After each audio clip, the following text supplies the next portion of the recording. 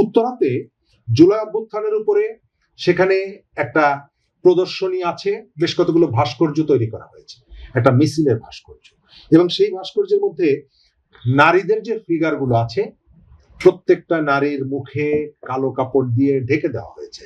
কারা করেছে? হচ্ছে তারা গত 1.5 বছর ধরে বুনো শুয়োরের মতো সমাজটাকে যারা উথাল পাথাল করে ফেলছে তারা, এবং খুব পরিকল্পিতভাবে 5 আগস্টের পরে নারীকে বৃত্তবন্দী করা, গৃহবন্দী করা এবং তাদের মুখের ভাষা কেড়ে নেওয়া, তাদের জীবনকে দুর্বিষহ করে তোলার পেছনে যাদের ভূমিকা আছে তাদের আপনি সমাজে যদি টিকিয়ে রাখেন, তাদেরকে যদি আইনের মুখোমুখি না করেন, তাহলে নারীর জন্য আপনি নিরাপদ পরিবেশ নিশ্চিত করতে পারবেন না। আপনার বাস কেন, শুধুমাত্র আপনি যদি আলাদা ট্রেনের ব্যবস্থাও করেন, ট্রেন থেকে তাকে নেমে তো তার বাড়িতে যেতে হবে।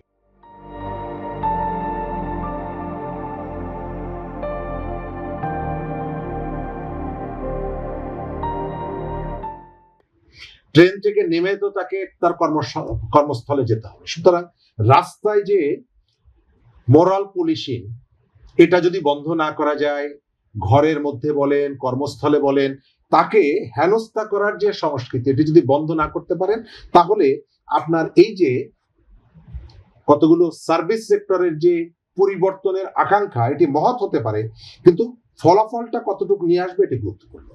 আর একটা জায়গা হচ্ছে যে আমি অন্যান্য জায়গাগুলোতে নারীকে দয়া না করে তার অধিকারকে এবং তার যে সক্ষমতা আছে, তার যে দক্ষতা আছে, সেটাকে আমি রিফ্লেক্ট করছি কিনা, আমার পলিসির মধ্যে নিয়ে আসছি কিনা।